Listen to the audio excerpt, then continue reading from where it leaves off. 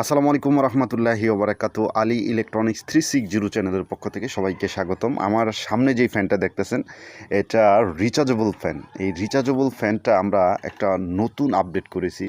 সেই আপডেটটা হলো দেখেন, এই জায়গায় আমরা ইউএসবি সিস্টেম করেছি।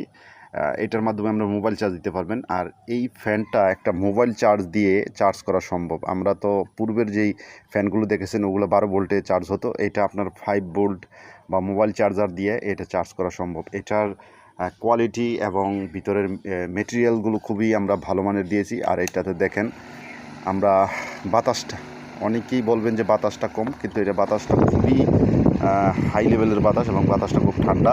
আর আরেকটা বিষয় হলো এটাতে আমরা কোনো রেগুলেটর ইউজ করিনি। দেখেন আপনারা যদি রেগুলেটর ইউজ করতে পারেন, একবার চিপ রেটে দিতেছি, একবারে 1200 টাকার ভিতরে এই ফ্যানটা নিতে পারবেন। লিথিয়াম আয়ন ব্যাটারি ইউজ করা আছে। সবাই ভালো থাকেন, সুস্থ থাকেন, আল্লাহ হাফেজ।